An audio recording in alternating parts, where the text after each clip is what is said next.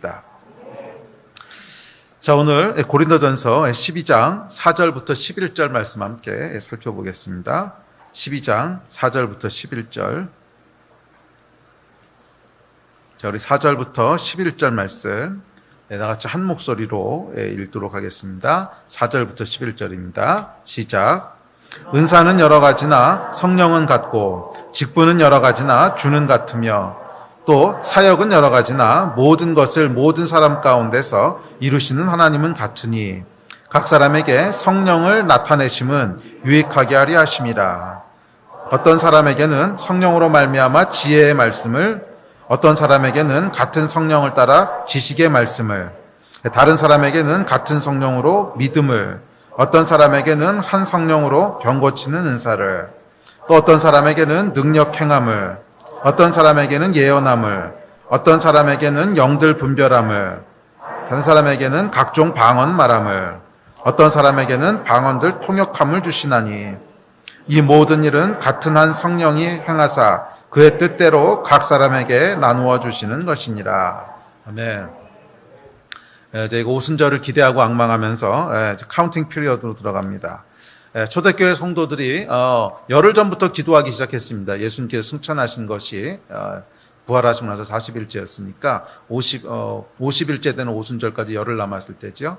그래서 열흘 전부터 이제 그 명령에 순종해서 위로부터 약속하신 능력을 더딥힐 때까지 여기를 떠나지 말라고 하는 그 말씀을 순종하기 위해서 매일 모이기 시작합니다. 그렇게 모여서 기도했을 때 열흘째 되는 그날에 오순절날에 성령께서 임하시면서 교회가 시작되고 또 많은 성령의 은사들이 나타나기 시작했습니다.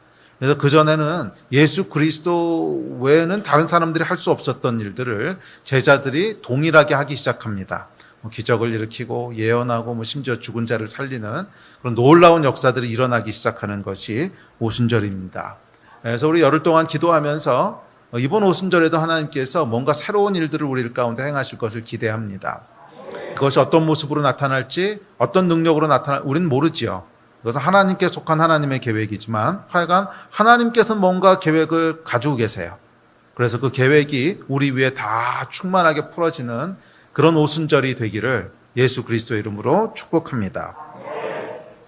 자, 영적 세계의 원리들에 대해서 우리가 또 그동안 쭉 살펴보고 있었는데 오늘은 33번째 원리를 살펴볼 차례인데 고린도전서 12장 4절부터입니다. 이게 우연은 아닌 것 같아요. 하나님께서 계획을 가지셨던 것 같아요.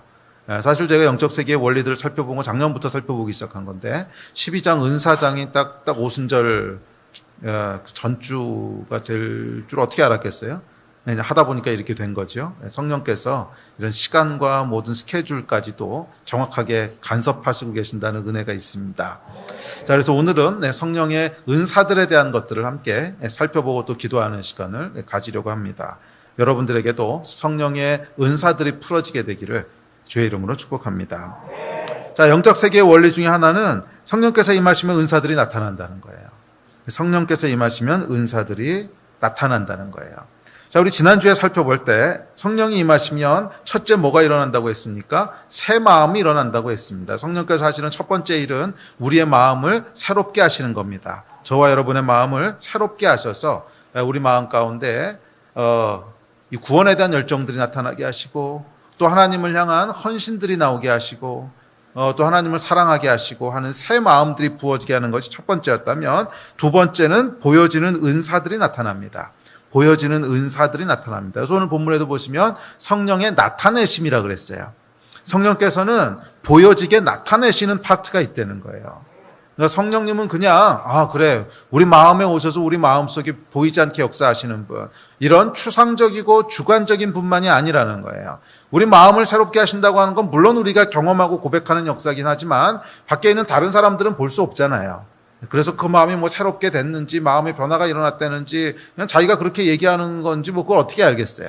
나타나지는 않는다는 거야. 그러니까 주변에 있는 다른 사람들은 모른다는 거예요. 그냥 내 안에서 일어난 변화라서 나만 인지하는 거죠. 그런데 성령께서는 단지 그렇게만 역사하는 분이 아니라는 거예요. 물론 성령님이 역사하는 방향은 우리의 내면에서부터 시작해서 밖으로 역사하십니다. 그래서 우리 안에 있는 내면을 새롭게 하시는 역사를 하시고 그러면서 밖으로 드러나는 역사들을 보여주시는 순서는 있지만 그럼에도 불구하고 보여지지 않는 역사가 전부가 아니에요. 성령님의 역사에는 반드시 뭐가 있냐면 객관적으로 보여지는 역사들이 있어요. 그래서 사람들이 부인할 수 없는, 이거는 어떻게 설명할 수가 없어. 그래, 이거는 정말 하나님이 하셨다고밖에 얘기할 수 없어 하는 파트가 있다는 거예요. 그래서 그 파트를 뭐라고 얘기하냐면 성령님의 나타내심이라고, 나타나신다는 거예요. 그래서 이 나타내심이라고 하는 단어에 헬라어를 보면 파레로시스라고 하는 단어인데, 이는 문자 그대로 나타냄이에요. 뭐 전시하다, 나타내다 이런 말이에요.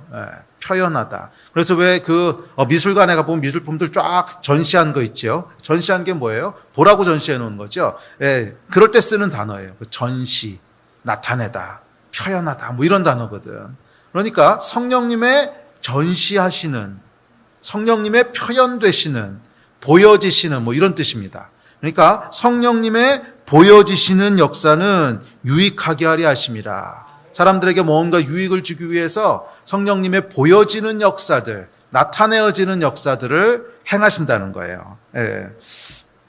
자, 그래서 이 보여지고 나타나는 역사가 있는데, 이 보여지고 나타나는 역사는 1절에 보면 이렇게 설명합니다. 자, 1절 다시 한번 읽어볼게요. 시작.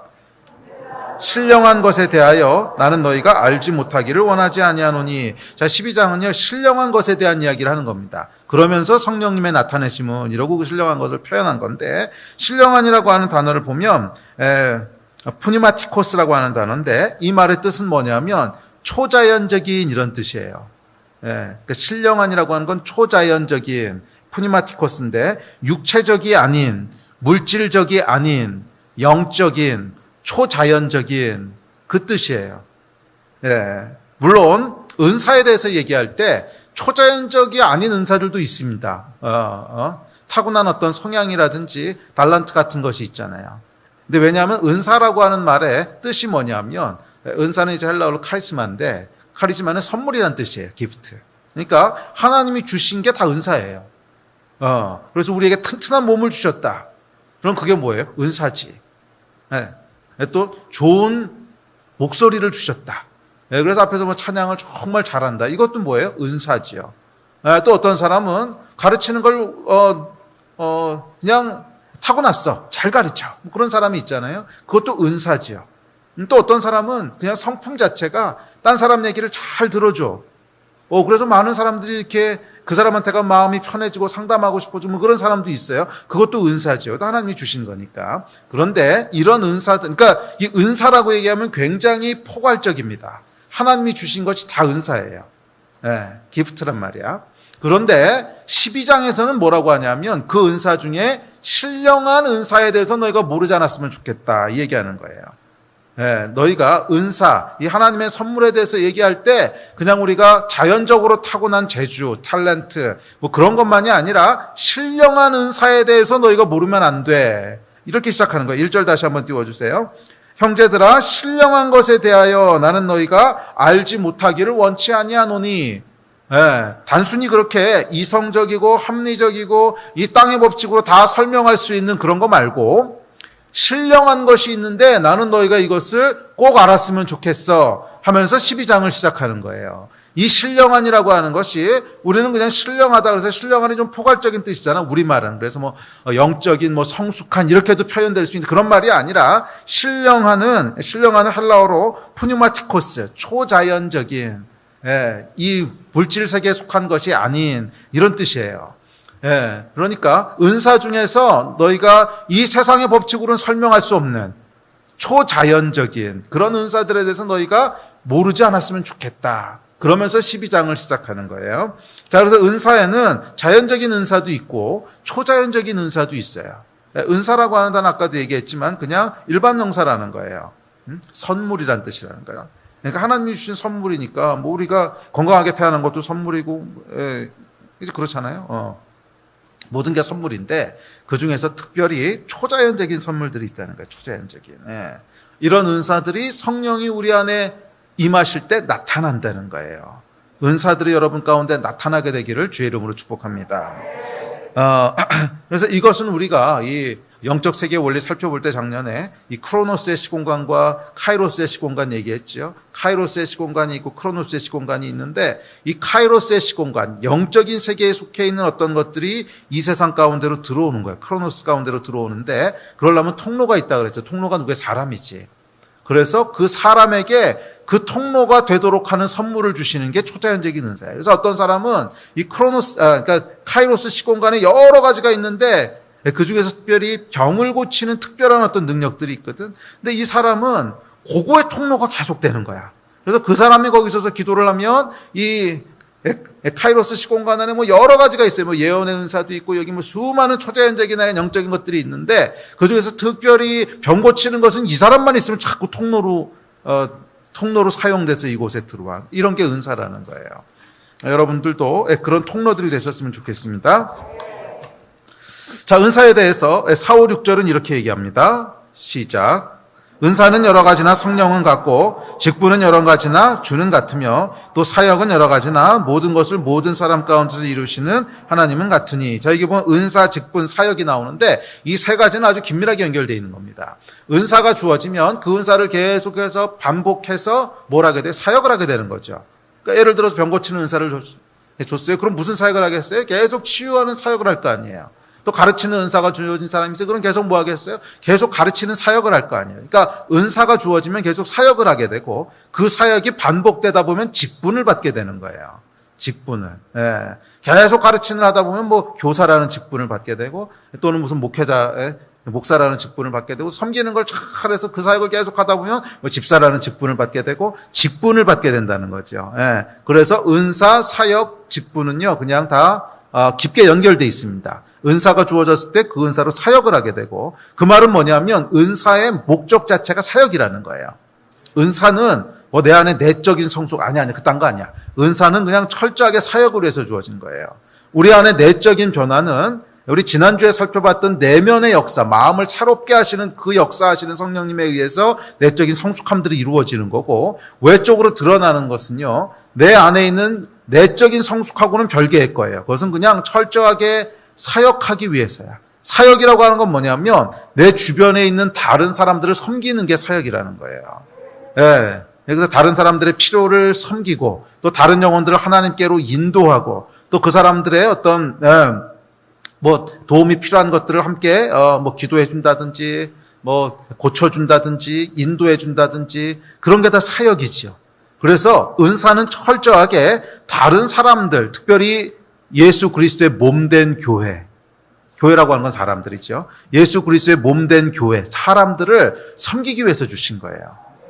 은사는 섬기기 위해서 주신 거예요. 꼭 기억하십시오. 그래서 섬기지 않으면 은사는 필요가 없어요. 그래서 계속 사역하지 않고 있으면 줬던 은사도 사라져요. 실제로 그래요. 누군가에게 계속 유익함을 성령의 나타내심을 주신 것은 유익하게 하라 그래. 누군가를 유익하게 하는 일들을 계속 하고 있지 않으면 주어진 은사를 사용해서 누군가를 계속 뭐 돕고 고치고 뭐 하고 계속 사용하고 있지 않으면 은사가 어느 순간 사라져 버린다는 거예요. 은사는 철저하게 도구예요. 어떤 도구? 하나님의 일을 하기 위한 주의 몸된 교회를 섬기기 위한 도구예요. 자, 그래서 은사, 사역, 직분 연결되어 있다는 걸 기억하십시오. 자, 이 은사가 다양하기 때문에 직분과 사역 역시 획일적이지 않고 아주 다양합니다. 하나님은 획일적인 분이 아니세요. 아주 다양한 분이세요. 하나님이 만들어 놓으신 만물들을 보세요. 얼마나 다양한가. 다양한 분이세요. 그래서 다양성에 대해서는 우리 다음 주나 다다음 주쯤 계속 다룰 텐데 하여간 하나님은 다양한 분이십니다. 고린도전서 12장 28절에 보면 이 다양성에 대해서 이렇게 설명합니다. 시작. 교회 중에 몇을 세우셨으니 첫째는 사도요, 둘째는 선지자요, 셋째는 교사요, 그 다음은 능력을 행하는 자요, 그 다음은 병 고치는 은사와 서로 돕는 것과 다스리는 것과 각종 방언을 말하는 것이라. 다 사도이겠느냐? 다 선지자겠느냐? 다 교사이겠느냐? 다 능력을 행하는 자이겠느냐? 다 병 고치는 은사를 가진 자이겠느냐? 다 방언을 말하는 자이겠느냐? 다 통역하는 자이겠느냐? 너희는 더욱 큰 은사를 사모하라. 내가 또한 가장 좋은 길을 너희에게 보이리라. 자, 이게 은사와 다양성에 대한 말씀이에요. 그래서 은사가 주어지면 직분들이 직분들을 갖게 되는 거예요. 뭐 사도로, 선지자로, 병 고치는 자로, 다스리는 자로, 섬기는 자로, 교사로, 뭐 하여간 이렇게 여러 가지 직분들을 가지게 되는데 이 직분들은 서로 경쟁하거나 서로 부러워할 필요가 없어요. 다 다르게 하나님께서 그 사람한테 맞게 주신 거야. 아멘. 그래서 다른 사람의 은사하고 비교하거나 경쟁하지 마세요. 그리고 어떤 사람은 이런 은사를 갖고 있기 때문에 더 큰 자고, 어떤 사람은 저런 은사를 갖고 있기 때문에 더 작은 자고, 이거는 굉장히 유치한 발상이야. 굉장히 유치한 발상이야. 왜냐하면 은사는 도구거든. 집을 지려면 여러분 도구가 있잖아요. 그래서 어떤 사람은 불도저도 써야 되고, 어떤 사람은 이 포크레인도 쓰고, 또 어떤 사람은 삽으로도 막 하고 이러잖아. 근데 여러분, 가장 큰 사람이 누구예요? 불도저 무는 사람이야? 아니야. 사장이야, 사장. 그럼에도 불구하고 사장은 아무것도 안 들고 다녀. 그냥 해. 그럼 하는 거고, 하지 마. 그럼 안 하는 거야. 근데 어떤 사람이 나는 불도저 몰고 있어. 내가 제일 커. 이거는 굉장히 유치한 초딩들이 하는 얘기잖아. 근데 우리가 은사에 대해서 그렇게 생각한단 말이에요. 뭐, 눈에 보이는, 드러나는 큰 은사가 있으면은, 뭐, 대단한 사람인 것처럼 자기도 으스대고, 주변에서도 그렇게 인식을 하고. 천만에, 이건 아무 상관이 없어. 그냥 그 사람한테 일을 위해서 불도저 좀 몰아. 그러고 사장이, 주인이 그냥 불도저 맡겨놓은 거야. 그럼 공사 끝나면 다시 뺏어가는 거야. 뭐, 그 사람하고 아무 상관없어. 은사는 그런 거라는 거예요. 그럼에도 불구하고, 은사를 사모해야 되는 이유는 뭐예요? 주의 나라와 의를 위해서. 내가 진짜로 하나님의 나라를 건설하고 싶은데, 내가 너무나 하나님의 나라를 세우고 싶은데, 막 이 안에 불타는 열망이 있는데 도구가 없어. 그래서 은사를 사모하는 거야. 그 전에 제가 은사 설명할 때 한번 얘기한 적이 있는데, 제가 미국에 있을 때 저희 교회가요, 이제 건축을 하게 됐습니다. 그래서 큰 공장 부지를 사가지고 이제 건축을 했는데, 그 건축을 어떻게 했냐면, 실제로 그 돈을 아끼느라고 우리가 그러니까 몸으로 다 때웠어요. 노가다로. 그래서 막 주말마다 나가가지고 삽 들고, 거기 이렇게, 이제 어린이 놀이터를 만든다고, 조그맣게 이렇게 흙이 쌓이는 동산이 있었는데, 그거를 이제 편편하게 만든다고, 막 수십 명이 나가가지고 삽질을 막 열심히 했는데, 야 정말 죽어라고 했는데 표도 안 나. 그래서, 이거는 아니다. 그래가지고 그 다음에 어떻게 했냐면요. 그때 우리 차성가사님이었던 것 같은데, 불도저를 어디서 빌려오셨어요. 불도저를. 그래서 불도저를 빌려오고, 오셨어. 이거를 어떻게 하냐 그랬더니 하면 다 된대. 그래가지고 그것도 뭐 사람이 온 건 아니고 불도저만 왔어요. 그래서 우리 중에 누군가가 그냥 재주 있는 사람이 그걸 몰았어요. 몰고서 쫙 한 번 했더니, 진짜 욕이 나오더라고. 세상에. 그 수십 명이 동원돼가지고 몇 줄을 해도, 티도 안 나는 게 한나절이면 끝나더라고. 쫙 밀어버리니까 그냥 끝나요. 왜 우리가 여러분 불도저를 빌려왔을까요? 교회를 사랑하는 마음 때문에 빌려온 거야. 주의 일을 정말 하고 싶은데 막 가서 삽질하고 이러니까 티도 안 나는 게 너무 속상한 거야. 그래서 이거 빨리 줘야 되는데, 그때 진짜 그 마음이 막 불탔거든요. 이 교회를 빨리 줘야 되는데, 이거 줘가지고 여기서 예배 드려야 되는데, 막 그 소원이 너무 크니까 막 불도저도 갖다 빌려오고 막 이제 그러는 거죠. 그게 뭐예요, 여러분? 은사예요. 자, 은사의 목적에 대해서 7절에 이렇게 얘기합니다. 시작. 각 사람에게 성령을 나타내심은 유익하게 하려 하심이라. 은사는 여러분 영적 성숙이나 계급을 나타내는 것이 아닙니다. 은사는 그냥 유익함을 주기 위한 거예요. 유익함을 주기 위한 거예요. 은사는 도구예요. 상급과는 달라요. 직분도 마찬가지입니다. 목사가 집사보다 더 높은 계급이 아니고요. 목사가 집사보다 반드시 더 영적으로 성숙한 것도 아니에요. 집사 중에 여러분 목사만큼 성숙하거나 목사보다 더 성숙한 집사가 있다 그래서 문제될 게 전혀 없어.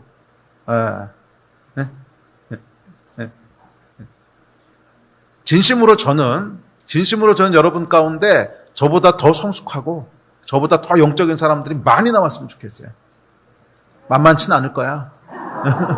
나도 놀고 먹고 있진 않거든. 나도 누구한테 질 생각이 없거든.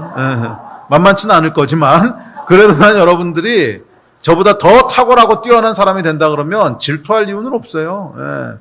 네가 어딘 목사를 이럴 생각도 전혀 없어. 그냥 저에게 주신 직분이 목사인 거지. 하이어라키가 아니라는 거야. 그냥 영적인 질서가 있기 때문에 주님 앞에서 질서를 지켜야 전체가 다 건강히 쓸 수 있으니까. 그래서 질서 안에 있는 것이지 하늘나라에 갔을 때 어떤 상급을 받게 될 건가 이건 몰라요. 하늘나라에 갔을 때 누가 더 큰 상급을 모른다는 거야. 저는 여러분, 집사가 집사 직분으로서 충성을 다했다면 하늘나라에 갔을 때 목사가 목사 직분으로 충성을 다한 것과 당연히 같은 상급을 받을 거라고 믿습니다. 은사는 그런 거라는 거예요. 그래서 여러분들이 뭐 집사든 목사든 쌀리더든 평신도든 관계없이 여러분이 정말 하나님 안에서 상급을 사모하신다면 영적으로 성숙한 사람들이 되세요. 정말 하나님 사랑하고 정말 성숙한 사람들이 되세요. 그게 상급이지. 은사하고 직분이 상급이 아니야. 뭐 장로 됐다고 해서 더 큰 상급 받고, 목사 됐다고 해서 더 큰 상급 받고 이런 게 아니라는 거야. 그거하고는 상관없는 얘기라는 거예요. 그래서 은사, 사역, 직분은요 상급하고 상관이 있는 게 아니에요. 근데 물론 우리 안에 영적인 그런 열망과 영적인 충성됨 때문에 더 큰 은사를 사모하는 거, 이거는 좀 다른 거죠. 그건 내적인 거니까. 그렇게 하나님을 사랑하는 마음이 있어서 더 큰 은사를 사모한다. 이건 이제 상급이 될 수 있지만 은사 자체가 상급은 아니라는 거예요. 은사 자체는 상급이 아니에요. 도구입니다. 자, 그럼에도 불구하고 정말 유익함을 위해서, 정말 하나님의 나라를 위해서 은사들을 추구하시고 취하신 여러분 되셨으면 좋겠어요.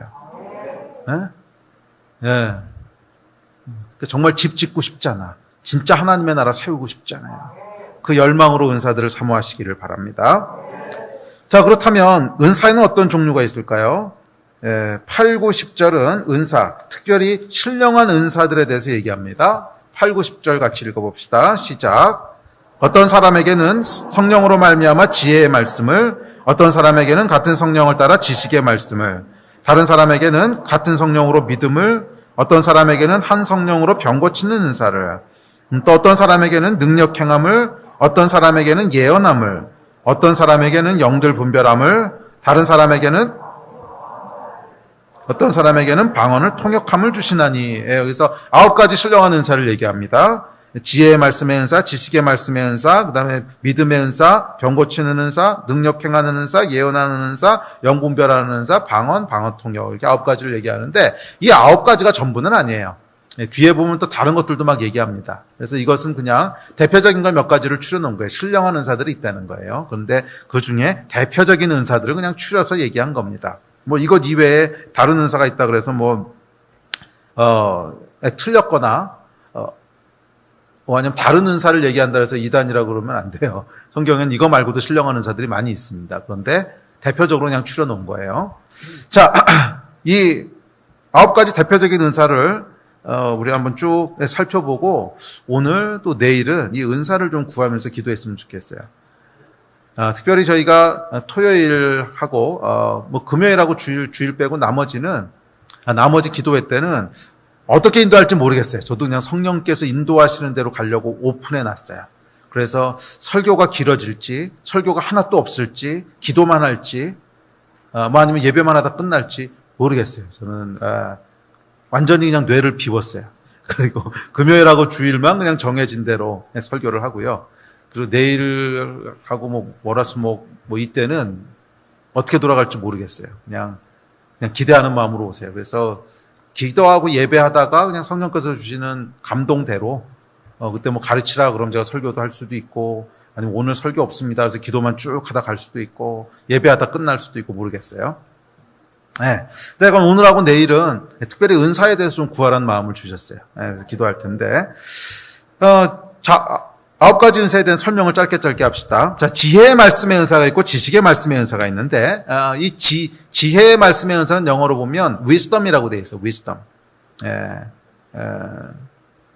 그리고 지식의 말씀의 은사는 knowledge라고 되어 있고, 지식은 knowledge라고 되어 있고, 지혜는 wisdom이라고 되어 있습니다. 이 차이를 여러분 아시겠지요? 지혜하고 지식. 지혜부터 살펴봅시다. 지혜의 말씀의 은사가 있었던 대표적인 사람은 다니엘, 요셉, 아니면 솔로몬 이런 사람들이에요. 지혜가 있었던 사람들. 자, 그래서 이 지혜의 말씀의 은사, 이런 사람들에게 뭐가 있었냐면 시대를 꿰뚫고 상황을 돌파할 줄 아는 지혜가 있었어요. 네? 시대를 꿰뚫고 상황을 돌파하는 지혜가 있었어요. 왕의 꿈을 풀이하기도 하고 또는 풍년과 흉년이 올 거라고 하는 걸 알기도 하고, 근데 이런 건 어떻게 보면 지식의 말씀에 은사할 수도 있는데, 그거를 안다고 해서 그 다음에 뭘 해야 되는지를 아는 건 아니잖아. 예. 풍년과 흉년이 오면 그 다음에 어떡할 건데. 그런데 요셉은 알았죠. 뭘 알았어요? 아, 이거는 미리 준비해서 풍년일 때 저렇게 저렇게 하고 흉년일 때 이렇게 하고 그러면 크게 강성한 나라가 될 겁니다. 그러니까 이런 게 지혜라는 거야. 미리 아는 것 자체는 지혜의 은사는 아니에요. 이거 뭐 예언의 은사든지 아니면 지식의 말씀의 은사인데, 지혜는 뭐냐면 그것을 어떻게 풀어갈지를 아는 거야.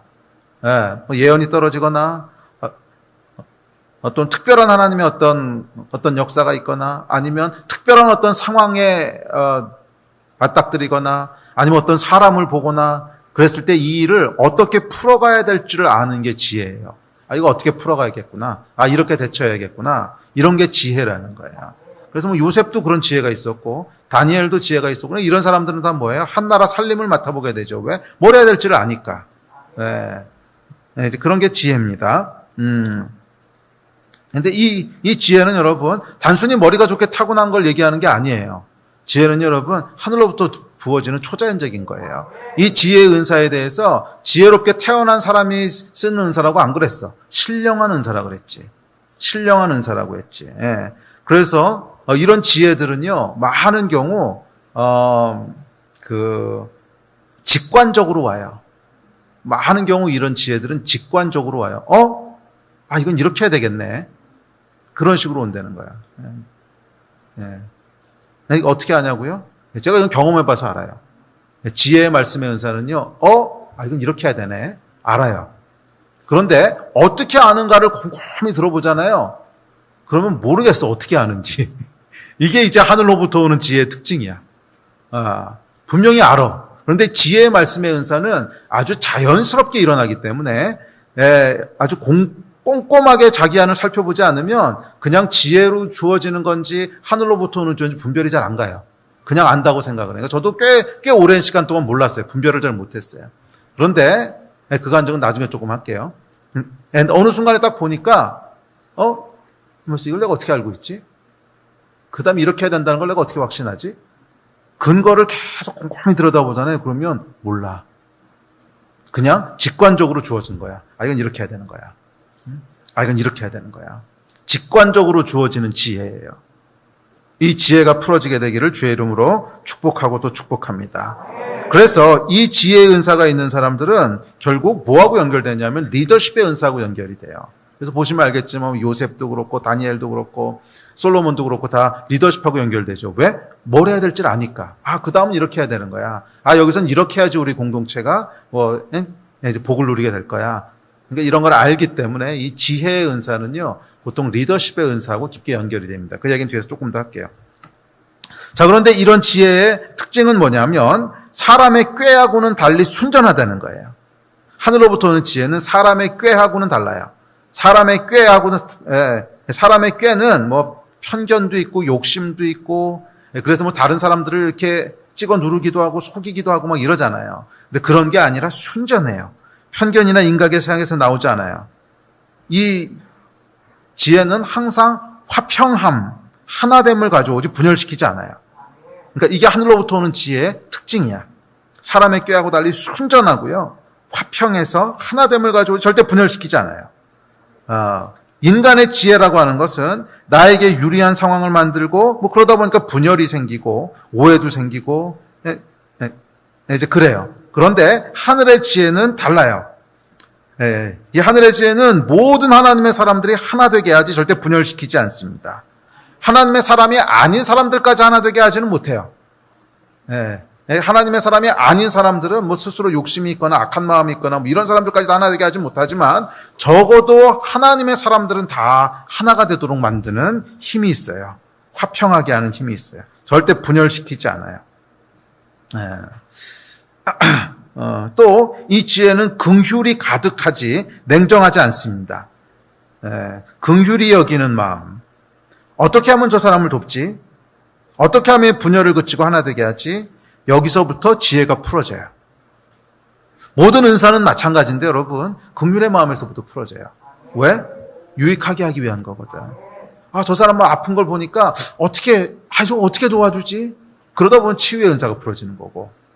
또 저 사람이 막 어려운 상황 가운데 있는 걸 보니까 좀 어떻게 해야지 도와주고 싶은데 어떻게 돕지? 그러다 보면 지혜가 임하고. 그러니까 은사가 풀어지는 마음의 기본 세팅은 뭐냐면 긍휼히 여기는 거야. 저 사람은 어떻게 도와주지? 저 사람 불쌍한데? 그냥 두면 안 되는데? 이 긍휼의 마음이 계속 있을 때 그게 하나님의 마음이거든. 그때 은사가 풀어지는 거예요. 아멘. 자, 이 순수한 지혜에 대해서 야고보서는 이렇게 얘기합니다. 시작. 오직 위로부터 난 지혜는 첫째 성결하고 다음에 화평하고 관용하고 양순하며 긍휼과 선한 열매가 가득하고 편견과 거짓이 없나니 화평하게 하는 자들은 화평으로 심어 의의 열매를 거두느니라. 이게 하늘로부터 오는 지혜의 속성이에요. 그냥 단순히 꾀가 많아가지고서 문제를 이렇게 그런 게 아니야. 아주 본질적인 아주 근원적인 지혜예요. 이 지혜가 풀어지는데 아주 순전하고 누가 봐도 그 안에 보면 이렇게 노블하고 보고 있으면 어떻게 저런 그런 감탄이 나오게 하는 아주 노블하고 아주 순전하고 정말 하나 되게 하고 관용하고 그런 지혜지. 어디서 뒤에서 이렇게 잡꿰놨어가지고서 막 술수 쓰고 꾀부리고 속이고 막 그래가지고 자기 것도 유익하게 하고 이딴 지혜가 아니라 이런 거는 잡것들이고 그러니까 이런 잡지혜가 아니라 진짜로 순전한 지혜예요. 이 지혜가 여러분 가운데 충만하기를 축복합니다. 자, 두 번째 은사는 지식의 말씀의 은사인데 지식의 말씀의 은사는 대표적인 예가 아나니와 삽비라 예에 나오는 베드로예요. 지혜는 어떤 초자연적인 정보가 주어지는 게 아니야. 초자연적인 정보가 주어지는 건 지식의 은사예요. knowledge. 어떤 정보를 내가 초자연적으로 아는 거야. 아나니와 삽비라 같은 경우에 이 베드로가 어떻게 알았겠어요? 그 사람이 재산을 숨긴 걸 성령께서 알려주셨지. 이런 게 지식의 말씀의 은사라는 거예요. 특별한 knowledge를 내가 알고 있는 거야. 초자연적으로 알고 있는 거야. 특별한 정보를, 특별한 knowledge를 내가 어느 순간 알고 있는 거야. 그거하고 wisdom은 다르죠. 근데 이 두 가지 은사가 굉장히 헷갈리는데 wisdom하고 knowledge를 생각하시면 돼요. wisdom이라고 하는 것은 초자연적인 정보를 얻는 게 아니에요. 지금 어떤 정보가 주어지고 어떤 상황이 있으면 어떻게 풀어가야 될지를 아는 게 지혜지. 어떻게 풀어가야 될지를 아는 게.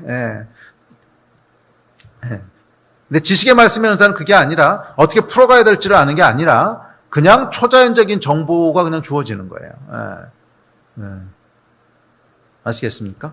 아나니와 삽비라 사건처럼 특정한 정보가 그냥 주어지는 거예요. 또 열왕기 하에 보면 엘리사가 아람 궁전에서 일어나고 있는 전략 회의를요 그냥 옆에서 듣듯이 압니다.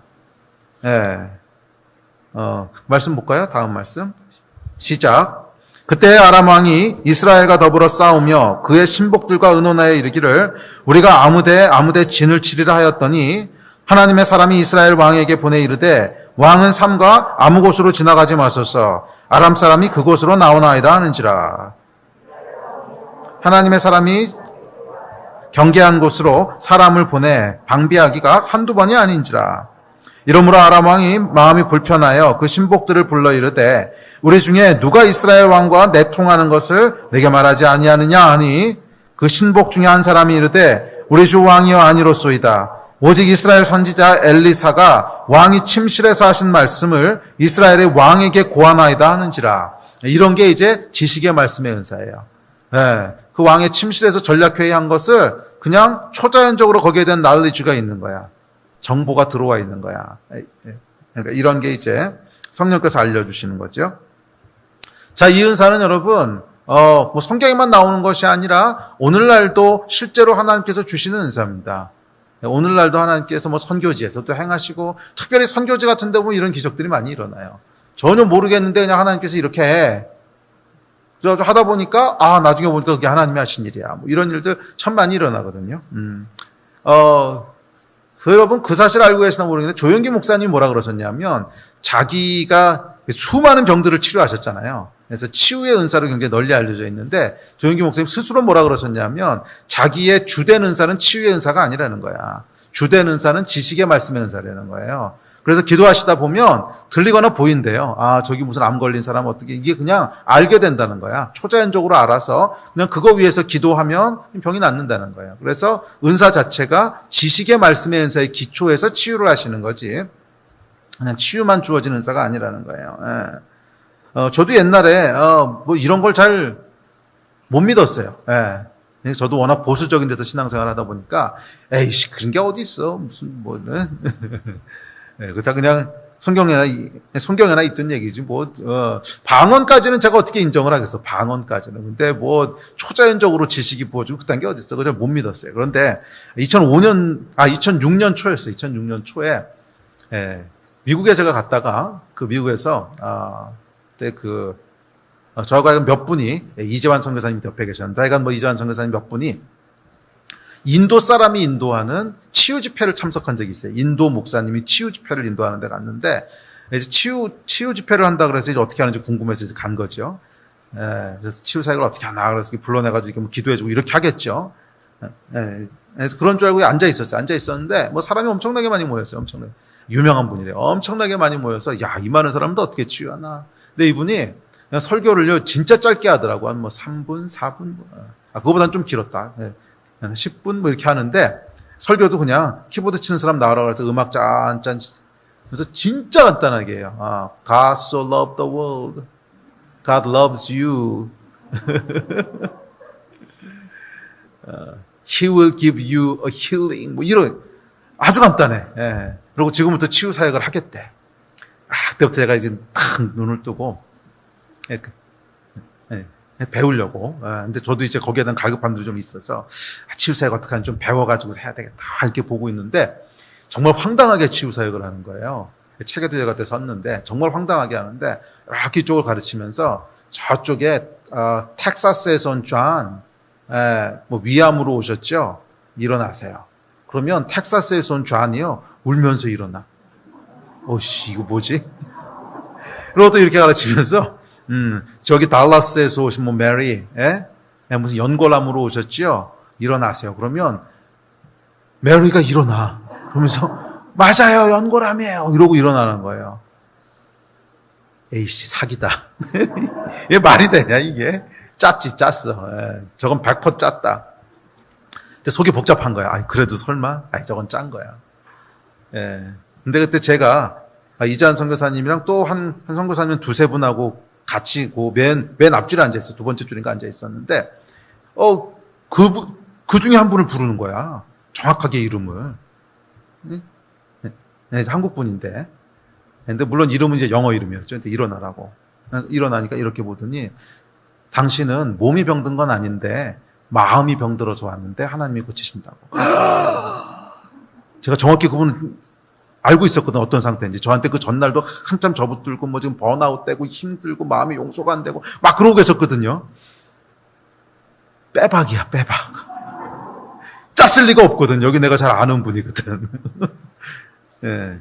야, 그 사건은요, 저들으라고 하나님이 하신 거예요. 아니, 병 고칠 것도 아니고, 뭐, 마음에 병든 거 가르쳐 주는데 뭐하러 이렇게 세우겠어. 실제 암 환자들이 뭐 쌀고 쎘는데, 그건 분명히 저들으라고 하신 거예요. 그래서. 제 바로 옆에 앉아 있었거든. 일어나라고.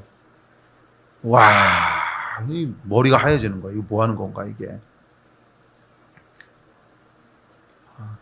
저건 그것뿐만이 아니라, 그때는 그 집회에서 별 황당한 걸 다 봤는데, 별 황당한 걸 다 봤어요. 근데 그걸 보면서 제가 뭘 알았냐면, 지식의 말씀의 은사가 저런 거구나. 지식의 말씀의 은사가 저런 거구나. 그냥 아는 사람들이 있구나. 그냥 아는 사람들이. 뭐 예를 들어서 그때 뭐도 있었냐면 제가 정확히 기억은 안 나는데 그 애가 일어나라 그랬던 것까지만 기억이 나고 그다음부터 머리가 하얘졌어요. 머리가 하얘져 생각이 안 나는데 무슨 갑자기 그 기도를 계속 하다가 지금 멀리 떨어져 있는 누가 지금 무슨 일을 하고 있는데 무슨 상태라서 지금 기도해 주라고 하신다고. 그러면서 전화를 걸어. 그 자리에서. 근데 그분이 이제 전화를 받아요. 그러니까 그걸 이렇게 마이크로 나오게 해주면서 그러면서 너 지금 뭐뭐 하고 있었지? 그러니까 맞대. 우와. 그 제 옆에 선교사님 안 일으키셨으면 좀 죽었다 깨라도 안 믿었어요. 저건 쇼지 돈 벌려고 그냥 분명히 그랬을 거야. 이런 거예요, 이런 거. 그리고 또 한 번은 그러니까 이분은 이제 이름만 대면 많이 아는 굉장히 유명한 분인데 미국에 계시는 약간 사역하시는 분인데 그분은 유명한 게 뭐냐면 처음 만나는 사람이 이제 그분한테 기도해달라고 들어가잖아요. 그러면 이름하고 정보를 주지 말라 그래요. 일부러.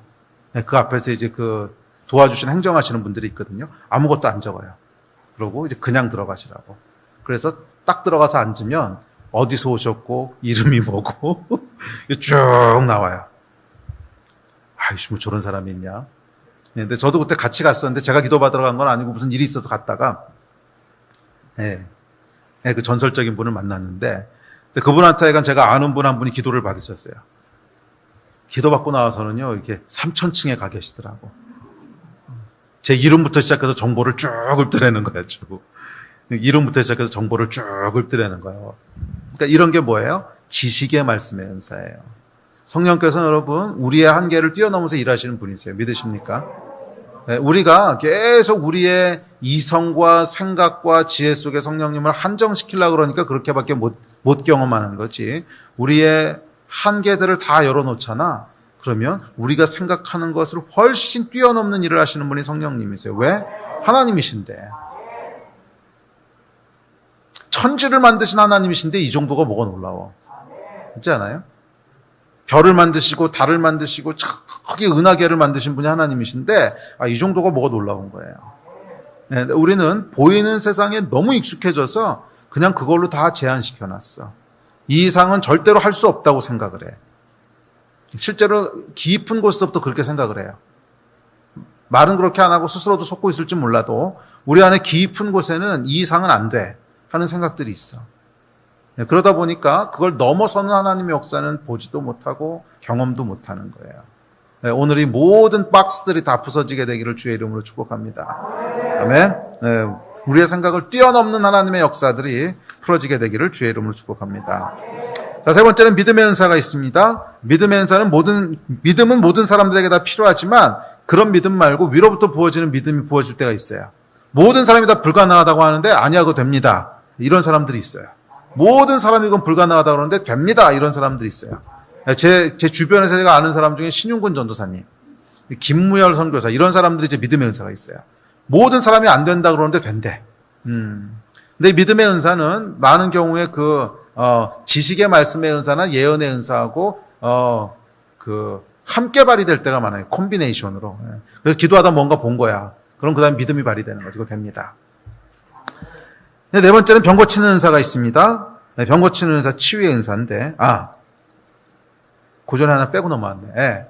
그 지혜의 말씀의 은사와 지식의 말씀의 은사가 사실은 뒤에 나오는 많은 직분들과 많은 은사의 가장 기초가 되는 은사들이에요.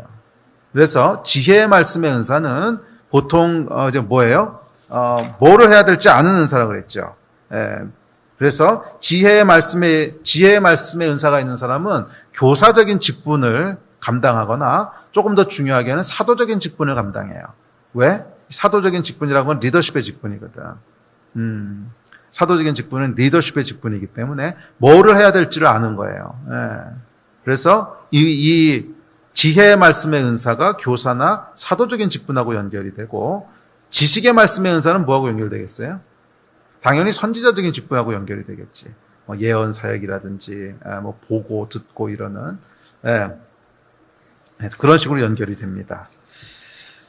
자, 그다음에 병 고치는 은사는 여러분 잘 아시는 치유의 은사인데, 이 치유의 은사 같은 경우에는 긍휼의 마음이 절대적으로 필요해요. 긍휼의 마음, 불쌍히 여기는. 그래서 보통 많은 경우 치유의 은사는 어떤 사람들에게 많이 나타나냐면 자기가 병을 고침받았던 사람들한테 많이 나타나요. 그런 이유 중에 하나가 긍휼의 마음이 있거든. 저거 너무 힘든데, 너무 고통스러운데 이 마음이 있기 때문에 그 마음을 하나님께 쓰시는 거죠. 다른 은사들도 마찬가지지만 은사가 여러분 한 번 부어졌다고 끝나는 것은 아닙니다. 계속 개발이 필요합니다. 예언의 은사도 그렇고 믿음의 은사도 그렇고 치유의 은사는 더더군다나 계속 개발이 필요해요. 계속 반복해서 사용해야 돼요. 처음부터 치유의 은사가 안 나타날 수도 있어. 그래도 실망하지 말고 계속 기도하는 거예요. 두 번 해도 안 나타날 수 있어. 계속 하는 거예요.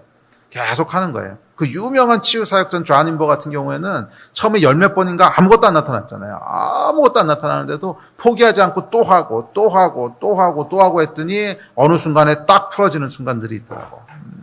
그러면 포기하지 마시고요. 사모하는 은사가 있으면 계속 구하세요. 그럼 하나님이 주실 거예요. 올바른 동기로 구하면 주실 거예요. 그리고 이미 은사가 있다면 더 개발하세요. 뭐 다른 은사도 마찬가지인데 더 개발하세요. 더 정확하게, 더 날카롭게 계속 개발하다 보면 훨씬 더 큰 기름 부으심이 부어지게 됩니다. 다섯 번째는 능력 행함인데, 이 능력 행함이라고 하는 기적을 일으키는 은사죠. 뭐 사도들이 기적도 일으키고 죽은 자도 살리고 했던 이 은사, 능력 행하는 은사가 있습니다. 이 경우도 다른 은사들과 함께 나타나는 경우가 많아요. 믿음의 은사하고 함께 나타나기도 하고, 예언의 은사하고 함께 나타나기도 하고, 뭐 치유의 은사하고 함께 나타나기도 하고, 그다음에 능력을 행하는 은사가 있습니다. 네, 여섯 번째는 예언의 은사가 있습니다. 이 예언의 은사는 14장에서 자세히 다시 다루겠습니다. 저희들 길게 안 할게요. 예언의 은사는 굉장히 길게 사도 바울이 따로 다뤘어요. 14장 한 장에서 아주 길게 따로 다뤘는데, 왜냐하면 그만큼 강력하면서도 조심스러운 은사이기 때문에 그래요. 14장에 보면 주의해야 될 점들을 길게 설명을 합니다. 왜 그러냐면 이유가 있습니다. 이 다른 은사들은 나타나는 게 명확해요.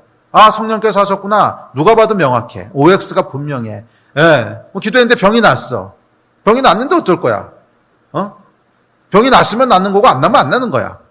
뭐 기적을 일으키는 거 마찬가지예요. 기적이 일어나면 일어난 거고 안 일어나면 안 일어난 거야. 일어난 거면 성령께서 하시는 거고 안 일어난 건 모르겠고 뭐 이런 건데, 이 예언의 은사는요, 아리까리 애매합니다. 뭐라고 예언을 받았다고 얘기하는데 바로 확인할 방법이 없어. 예, 뭐 치유의 은사는 얼마나 심플해. 병이 나면 할렐루야 성령께서 하신 거고, 안 나면 뭐 기도가 부족했든지 때가 아니든지 하여간 뭔 안 난 거고 이런데, 이 예언의 은사는요, 아무런 감동도 없고 아무런 성령의 역사가 없어도 지가 스스로 감동을 만들어낼 수가 있단 말이야, 예언하는 사람이. 제 안에 감동이 있습니다. 그러고 뭐라고 얘기했는데 그냥 지 얘기한 거야. 뭐 이래도 확인할 방법이 없잖아. 그래서 예언의 은사는요, 꼭 두세 사람이 함께 검증하라 그랬어요. 왜? 검증할 방법이 없으니까. 그냥 지가 그랬대. 그럼 그 다음에 어떡할 거야? 그런데 이런 예언 중에 잘못된 예언들이 참 많거든. 성령께서 온 예언이 아니야. 그러면 어떻게 되는 거예요? 예언이 워낙 강력하기 때문에 사람이 또 묶여. 그 예언을 들었던 사람은 하나님이 이렇게 말씀하셨는데 어찌 또 그래가지고 묶여버린단 말이야. 그래서 절대 그렇게 못하게 하셨어요. 절대 그렇게 못하게 하셨어요. 그래서 이 예언의 은사는 사사로이 예언하지 마세요. 개인적으로 예언하지 말라는 거야. 왜? 성경에서 그렇게 하지 말라 그랬어. 예언은 반드시 함께 검증하는 사람들이 있어야 되고, 반드시 리더십의 권위 아래서 예언을 해야지. 그렇지 않고 예언의 은사를 막 아무렇게나 사용하잖아요. 그런 교회가요, 풍지박산이 날 겁니다. 풍지박산. 다른 은사들은요, 그냥 마음껏 쓰세요. 병 고치는 은사 허락 안 받아도 돼. 병이 나면 할렐루야고 안 나면은 그걸 뭐 허락받아. 그런 거 할 필요 없어. 예. 그런데 예언의 은사는 다르잖아. 이건 잘못하면 사람들이 다친단 말이에요. 그래서 이건 조금 다른 종류의 은사예요. 그래서 저희가 보통 DSM에서도 전도 훈련 시킬 때 좋은 게 뭐냐면, 나가서 치유를 위해서 기도해라. DSM에서는 요즘 그 예언 전도도 하는구나. 근데 제가 옛날에 훈련 받을 땐 그랬어요. 그러니까, 뭐 길거리를 돌아다니는지 아니면 사람들 만나서 아픈 사람들 위해서 기도해줘라. 이거 여러분 아주 좋습니다. 예언의 은사는 뭐 잘못하면 문제잖아. 근데 병 낫는 건 문제될 게 없어. 나면은 예수 믿는 거고, 안 나면은 미안합니다 보내주는 거고, 뭐 문제될 게 하나도 없어. 안 나도 고마워해요. 아유, 내 병 위해서 기도해 주셔서 고맙습니다. 그렇지. 욕하고 침 뱉고 이런 사람 없단 말이야. 나면은 예수 믿는 거고. 얼마나 좋아. 그래서 아픈 사람은 무조건 기도부터 하세요. 이게 여러분, 영혼에 대한 열정이 있는 사람은 그걸 해. 아픈 사람 보면 일단 기도부터 하는 거예요. 그래서 나면은 그 영혼을 얻는 건데. 아멘. 자, 그래서 예언의 은사는 조심하셔야 됩니다. 그래서 예언은요, 동기가 나를 과시하기 위한 동기에서 사용하면 반드시 문제가 생겨요. 나를 과시하기 위한 동기에서. 예언의 동기는 상대방에 대한 존중과 사랑이어야 돼요. 이 두 단어 꼭 기억하세요. 존중과 사랑. 예언을 사용하기 위해서 반드시 필요한 우리 마음은 존중과 사랑이에요. 정말 하나님 사랑하시듯이 사랑하는 것이고, 그 영혼에 대한 존중이 있어야 돼요. 함부로 예언하는 거 아니에요. 이 저주 받은 자에 떠나가라, 이딴 예언하면 안 돼요. 그건 존중도 없고 사랑도 없는 거지. 자, 영분별하는 은사가 있습니다. 일곱 번째 영분별하는 은사인데, 이거 역시 직관적인 지식에 속한 은사인데요. 마귀는 속이는 자입니다. 교묘한 속임수로 우리 속에서 역사합니다. 속이는 영, 뭐 종교의 영 등으로. 예. 근데 이런 영들이 능력을 행하기도 하고 또 아주 열심히 있는 것처럼 속이기도 해요. 굉장히 헌신되어 있고 열심인 것처럼 속이기도 해. 그래서 그냥 겉으로 육으로만 봐서는 어우 정말 좋은 하나님의 일이네. 근데 가보면 속았어. 뭐 이런 경우들이 있거든요. 근데 영을 분별하는 은사가 있습니다. 근데 이것도 저는 뭐 이 은사가 그렇게 뭐 메인 은사는 아닌 것 같은데 그래도 성령님과 동행하면서 감들이 많이 생겼어요. 촉들이 있어요. 근데 이 촉은 어떤 촉이냐면 불편함이야. 영은요 느낌이 있어요. 느낌이. 이런 설교는 잘못 나가면 이게 신사도 내지 이단 소리 듣는데 그러니까 제가 이런 설교 잘 많이 안 하잖아요. 예.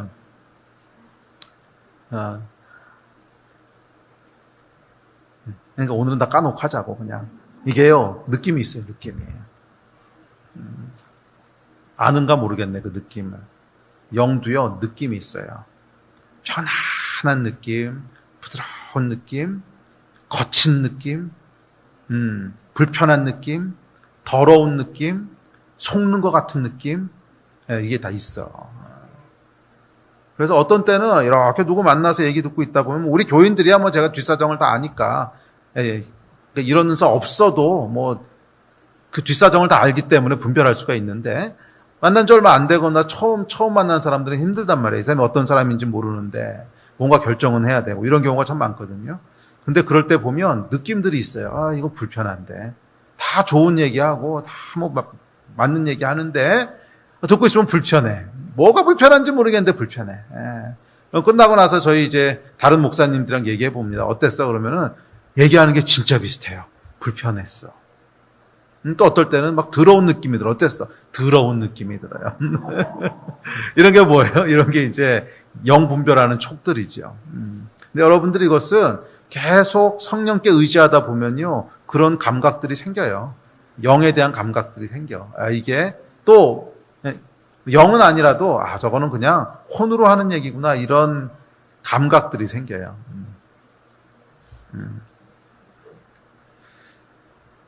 여덟 번째, 아홉 번째는 방언과 방언 통변입니다. 뭐 이건 익숙한 거니까 이건 그냥 짧게 넘어갑시다. 근데 방언 통변은요, 예언의 은사하고도 연결되어 있는데, 방언을 통변하는 것을 통해서 예언의 은사를 사용하는 건데, 이것도 역시 예언의 은사만큼이나 아리까리 애매한 겁니다.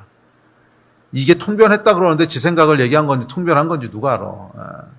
그래서 이것도 반드시 함께 검증해 줄 사람들이 필요해요. 그리고 아무거나 통변이라고 막 하면 안 돼요. 그냥. 반드시 옆에서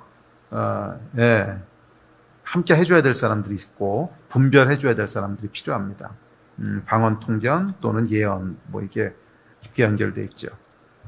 자, 이건 이런 은사들이 있는데 자 문제는 그러면 어떻게 우리가 이런 은사들을 받을 수 있는가? 우리 이 얘기하고 기도합시다. 오늘은 조금 설교 길게 하고요. 내일이랑 뭐 다음 주 초까지는 계속 기도할게요. 이 은사들을 놓고.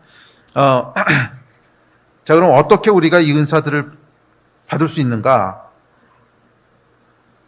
결론부터 얘기하면 성령님 마음대로야. 성령님 마음대로야. 은사를 받는 공식이 딴 거 없어요. 아무리 영적으로 성숙하고 신령해도 성령께서 판단하시기에 저 사람에게 이 은사는 필요 없어. 그러면 안 주시는 거고 영적으로 좀 미숙하고 준비가 덜 돼 있어도 지금 저 사람이 이 은사가 있어야 돼. 그럼 그냥 주세요. 그래서 은사는 성령님 마음대로 주시는 거지. 내가 은사를 받으려면 이렇게 하고 저렇게 하고 저렇게 하면 이 은사가 있어. 이런 건 다 거짓말이고 사기야. 은사는 도구기 때문에 그렇잖아요. 여러분 집 지는 공사할 때 그냥 공사장 대빵이 이렇게 봐서 얘는 그냥 삽 주면 되겠고 얘는 뭐 주면 되겠고 그래서 그냥 주는 거지 필요에 따라서. 그거 뭐 지가 달란다고 그거 주겠어요? 그런데 받기 위해서 필요한 마음은 있어요. 예를 들어서 어떤 놈이 있는데 이 공사장 대빵이 이 포크레인을 맡겨야 되겠는데 보니까 이 놈은 맡겨놓으면 분명히 사고 칠 것 같아. 그럼 맡기겠어 안 맡기겠어? 안 맡기지. 그러니까 이 은사를 받기 위한 충분 조건은 없어도 필요 조건은 있어. 이거를 안 하면 은사 못 받아. 이런 건 있단 말이야. 이거 하면 반드시 은사가 와. 그런 건 없어. 그런데 이렇게 하면 못 받아. 이거는 있어. 마음이 잘 준비가 돼 있어야 은사를 받을 수 있어요. 첫 번째는 무슨 마음이 있어야 되냐면 사모하는 마음이 있어야 돼요. 네. 성경에 보면 이렇게 얘기합니다. 시작. 너희는 더욱 큰 은사를 사모하라. 내가 또한 가장 좋은 길을 너희에게 보이로나. 사모하는 마음이 있어야 돼요. 은사를 사모하라 그랬어요. 은사를 사모하라 그랬어요. 그래서 성령의 역사에 대한 거부감이 있다든지 아니면 은사는 초대교회 때 다 끝났지 지금 무슨 은사가 있어. 이렇게 잘못된 신학을 가지고 있다든지 아니면 초자연적인 역사에 대한 부정적인 생각이 있다든지 이러면요 은사가 부어지지 않아요. 초자연적인 것에 대해서 부정적인 생각이라고 하는 건 뭐냐면 혼이 너무 강해. 예. 그래서 기독교를 그냥 눈에 보이는 윤리와 종교와 철학 수준으로 자꾸 끌어내리려고 그래. 그러면요 은사가 안 나타나요. 그럼 은사가 안 나타나. 예. 뭐 존재하지도 않는 걸 사모하겠어요? 사모함이 있어야 돼. 아 나도 그 은사를 꼭 받고 싶어. 이 사모함이 있어야 된단 말이야. 사모함이 있으십니까? 부정적인 생각이 있다면 그 생각부터 먼저 깨져야 돼요. 초대교회 때 은사가 끝났다? 성경에 어디 그런 얘기가 나와? 한 구절이라도 갖고 와봐. 없어요. 그러면 초대교회 때 끝났다는 말도 없는 은사를 만약 끝난 거라면 뭐하러 이렇게 신약성경 내내 이 은사에 대한 걸 기록을 해? 놀리려고? 이건 초대교회 때만 주어졌던 건데 너희는 못 누려. 야 그러지? 아니 무슨 하나님이 뭐 그런 분이야. 우리하고 상관도 없는 걸 왜 이렇게 놓냐고. 상식적으로 생각해봐 이상하잖아. 우리하고 상관도 없는 걸 성경에다 왜 기록했겠어. 예? 더군다나 끝났다는 얘기도 없고 더군다나 은사를 사모하라고 기록했는데 이거는 우리에게도 주시겠다는 얘기지. 안 그래요? 은사가 없다고 생각하는 것은 성경을 인본주의적으로 분석하려고 그래서 그래. 이건 하나님의 말씀이고 이건 사람들이 쓴 글이고 뭐 이런 식으로 성경의 권위를 인정을 안 하니까 이제 은사가 끝났다고 생각을 하지. 말로는 어떻게 하는지 모르겠지만 실질적으로 내가 성경의 권위를 인정 안 하는 거예요. 성경에서 그렇게 얘기하는데. 아멘. 자, 이건 그 마음이 있어야 돼요. 예. 그래서 이 사모하는 간절한 마음 때문에 때로는 금식이 도움이 되기도 합니다. 금식은요, 우리 육의 생각을 멈추는 거거든. 육의 생명이 아니라 영의 생명을 취하겠다고 하는 선포거든요. 예. 그래서 제 경험도 보면 장기 금식을 했을 때 치유의 역사가 엄청나게 일어나더라고. 장기 금식을 하니까 치유의 역사가 일어나더라고요. 예. 근데 저는 뭐 치유의 은사가 메인 은사는 아닙니다. 아닌데 그래도 은사가 나타나더라고. 금식에 약간 도움이 될 때가 있어요. 자, 둘째, 이 얘기만 하고 오늘 이제 기도하려고 하는데 둘째 어떤 마음이 있어야 되냐면 주님의 나라를 위해 살고 싶은, 주님의 나라를 위해서 뛰고 싶고 일하고 싶고 뭔가 그래도 하나님한테 더 해드리고 싶은 이 마음이 있는가? 여러분의 마음은 어떠세요? 하나님께 받고 싶은 마음만 있으세요? 아니면 드리고 싶은 마음이 있으세요? 이거 되게 중요하더라고. 저한테 은사가 부어졌던 게 언제냐면 은사를 구했을 때가 아니야. 주십시오! 그러고 은사를 구했을 때 주신 게 아니고 내가 하나님한테 드리고 싶어 할 때 은사가 주어지더라고. 이건 참 이게 뭔지. 예. 은사를 주십시오! 막 이렇게 했을 때 은사가 부어진 게 아니라 오히려 뭐라도 더 하나님께 드리고 싶은데, 뭐라도 하나님 나라를 위해서 좀 하고 싶은데, 내가 정말 하나님 나라를 위해서 뭐 조그만 일이라도 하고 싶은데, 막 이 소망이 있을 때 하나님 은사를 주시더라고. 예, 간증을 하나 할게요. 예. 저는 개인적으로 저에게 있는 메인 은사가 지혜의 말씀의 은사라고 믿어요. 예, 지혜의 말씀의 은사라고 믿어요. 그래서 감사하게도 약간 제가 좀 길게 설교를 해도 안 졸잖아. 이 안 졸게 하는 게 은사지요, 여러분. 예. 예. 교사의 직분은 사실 지혜의 말씀의 은사하고 연결돼 있거든요. 예. 근데 약간 뭐 다른 은사들도 조금씩 있기는 한데 주도적인 은사가 지혜의 말씀의 은사라고 믿는데, 예. 그래서 아마 교사적인 직분 또는 어떤 리더십의 직분 뭐 이런 직분들이 계속 주어지는 것 같아요. 예. 제가 이 은사가 언제부터 부어졌냐면 2005년도였던 거를 기억해요. 예. 제가 그때 처음으로 기도 사역을 가면서 이제 기도하고 있었는데 깊게 기도하는 가운데 성령께서 임하셨어요. 근데 2005년이 어떤 해였냐면 제가 2004년도까지 대학에서 강의를 했어요. 그러니까 대학에서 교수를 하면서 그다음에 교회도 섬기면서 이렇게 하다가 2004년도에 막 그만두고 이제 사속 잡을 그만두고 교수 그만두고 그리고 이제 풀타임 목회를 시작했을 때였어요. 근데 그때만 해도 이제 그만둔 지 오래 안 돼서 뭐 그 대학들에서 강의해달라고 선배들이 연락도 갖고 오고 그럴 때였어요. 무슨 그러니까 한 학기 뭐 대학원 강의만 좀 해줘. 그러니까 수학 강의 해달라는 거죠. 뭐 그런 오퍼들이 경력이 아직 끊어지지 않았을 때라서 뭐 이제 오고 좀 그럴 때였어요. 근데 2005년도에 어쨌거나 하나님이 좀 깊게 기도하라는 마음을 주셔서 처음으로 제가 이렇게 시간을 떼서 좀 깊게 기도하는 시간을 연말에 가지고 있었습니다. 그렇게 기도하는 중에 2006년도로 넘어가면서 제가 미국에서 아까 얘기했던 그 황당한 존 일어나서 메리 일어나서 하는 걸 본 거예요. 그때였는데, 그때 약간 제가 기도하고 있는데, 그 깊게 성령께서 약간 임하셨어요. 깊게 성령께서 임하시면서 좀 특별한 하나님과의 인카운터가 일어났는데, 그 인카운터 가운데 하나님이 저에게 이제 다니엘이라고 하는 이름도 주시고, 약간 그때였는데, 근데 제 안에 정말 주님께 이렇게 드리고 싶은 마음들이 계속 올라왔어요. 서원하고 싶은 마음. 그래서 서원하고 싶은 마음이 있었는데 어떤 서원을 했냐면 이런 서원을 했어요. 주님, 내게 주신 모든 재능을 저는 주님만을 위해서 쓰고 싶어요. 나는 다른 데는 하나도 쓰고 싶지 않아요. 아니, 오히려 다른 엄한 놈들이 제 재능이라면 재능 하여간 제가 가진 탈렌트를 써서 뭔가 이익을 취하는 걸 눈뜨고 못 보겠어요. 왜? 주님께 다 드려야 될 걸 도둑맞는 느낌인 거야. 그런 느낌을 이제 성령께서 주시는 거죠. 그러니까 진짜로 나에게 주신 생각하는 능력, 움직이는 거, 일하는 거, 뭐든지 간에 나에게 주신 게 있으면 단 하나도 다른 데 쓰고 싶지가 않은 거야. 단 하나라도 이걸 써서 누군가 다른 데로 이게 이익이 흘러가는 걸 막 이렇게 그러니까 진짜 도둑맞는 느낌이었어요. 나 그거 싫고 나에게 주신 모든 재능을 주님을 위해서만 쓰고 싶어요. 단 하나도 다른 데로 흘려보내고 싶지 않아요. 여러분 삼국지에 보면요. 서서라고 하는 인물이 등장합니다. 혹시 아시나 모르겠는데 유명한 인물은 아니에요.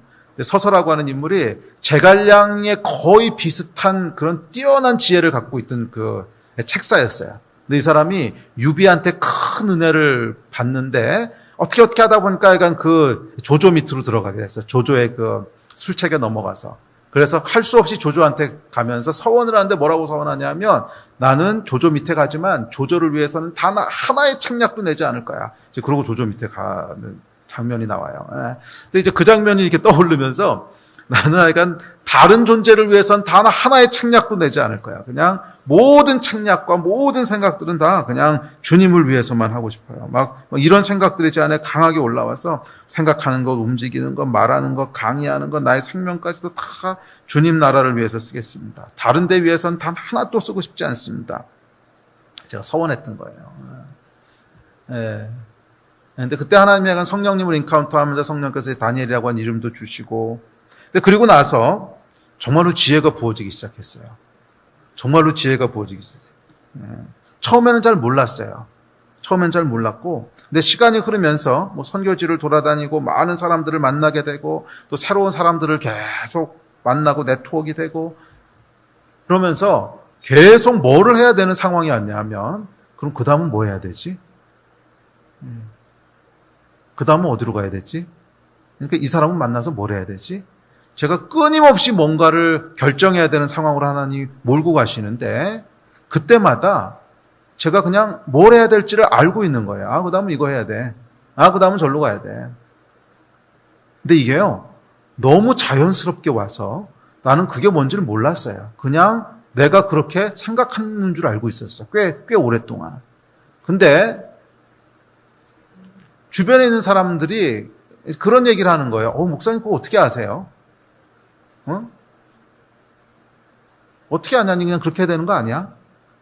아니요, 목사님 그거는 그냥 상식적인 얘기는 아닌데 그렇게 된다는 거 어떻게 아세요? 그러고 이제 몇 년이 흘렀는데 주변에서 이제 뭐라 그러냐면 그때는 이해가 안 됐는데요. 가보면 목사님 하신 말씀이 맞아요. 가보면 그때 목사님이 하신 말씀이 맞아요.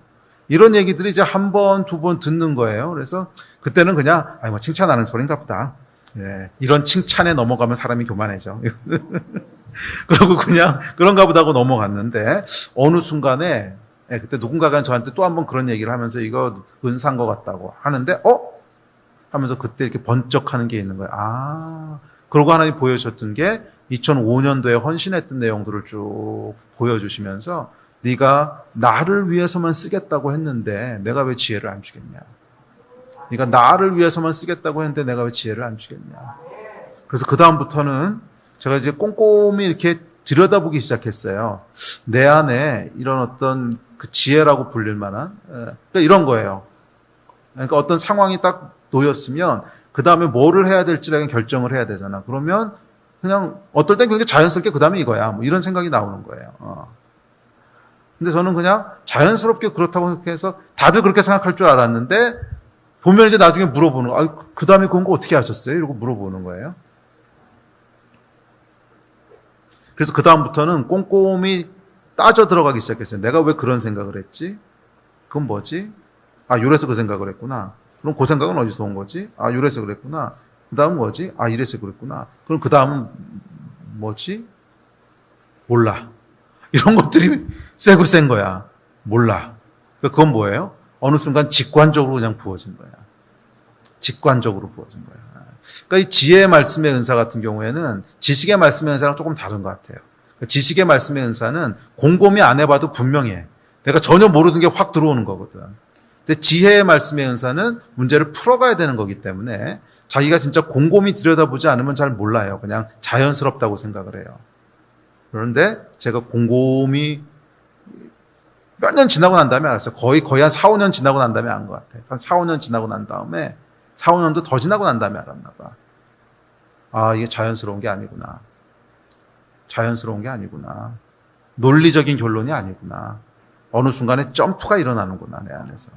점프가 일어나는데 그 점프가 어디서 오는 건가 보면 근거가 별로 없어. 어느 순간에 점프가 일어나는데 근거가 별로 없어. 하늘로부터 오는 거지. 네, 그런 게 지혜의 말씀의 은사예요. 이건 이런 의미구나. 이 시대는 이렇게 흘러가겠구나. 뭐 이런 것들이 이제 그냥 보여지는 거예요. 이게 뭐 제 자랑하려고 하는 게 아닙니다. 제 자랑하려고 하는 게 아니고, 이 은사가 언제 부어지는가를 여러분에게 나누고 싶은 거예요. 은사가 언제 부어지냐 하면, 주님께 드리고 싶을 때 부어지는 거예요. 드리고 싶을 때. 예배팀 나오실래요? 주님께 드리고 싶을 때 부어지는 거야.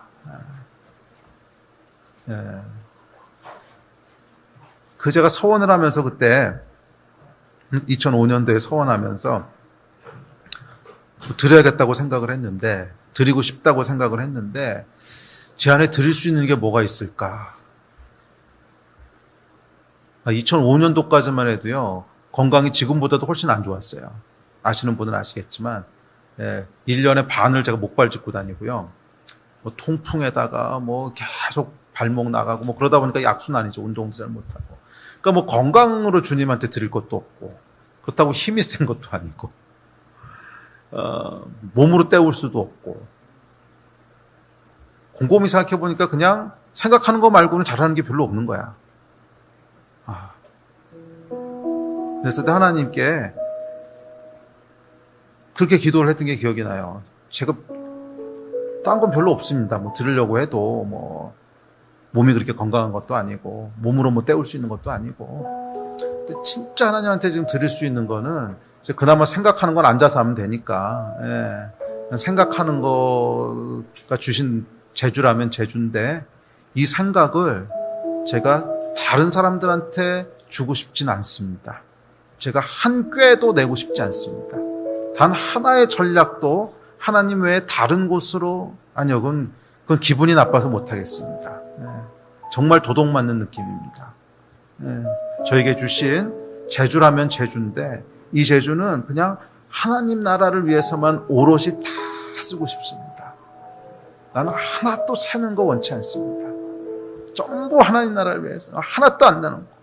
저는 제 평생을 호흡이 멈추는 날까지 다 다른 것을 위해서는 안 쓸 겁니다.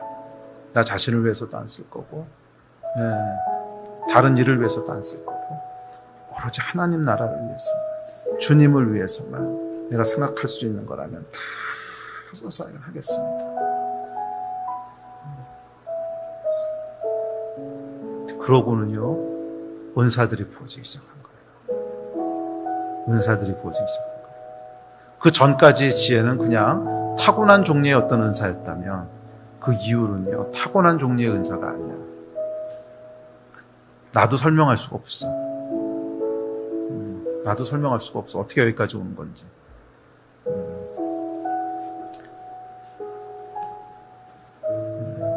주님께 드리기 원하십니까? 우리 같이 좀 기도합시다.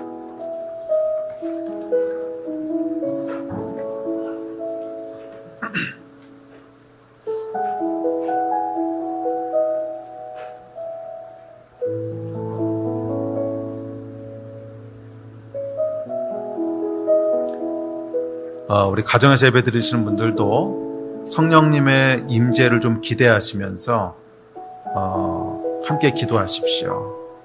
우리 자녀들이 있다면 자녀들도 함께 기도하세요. 성령께서 임재 가운데 당신이 하실 일들을 행하실 거예요. 여러분은 오늘 은사가 부어진다면 어디 사용하고 싶으십니까? 아니, 따로 은사가 부어지지 않아도 지금 가지고 있는 여러분들의 재주와 지금 가지고 있는 여러분들의 자원을 어디에 사용하고 싶으십니까? 그 마음 하나님이 보세요.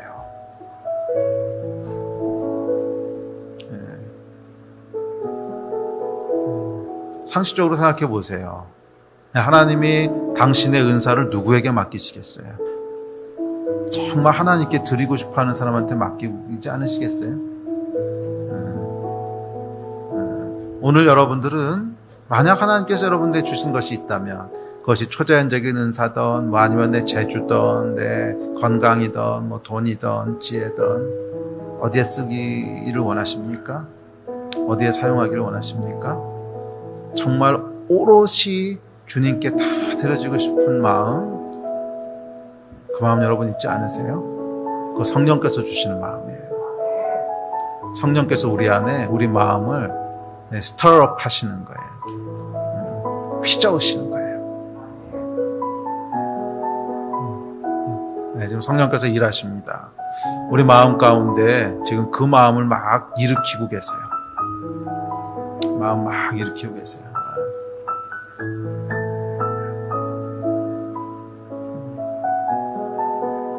우리 함께 좀 기도합시다.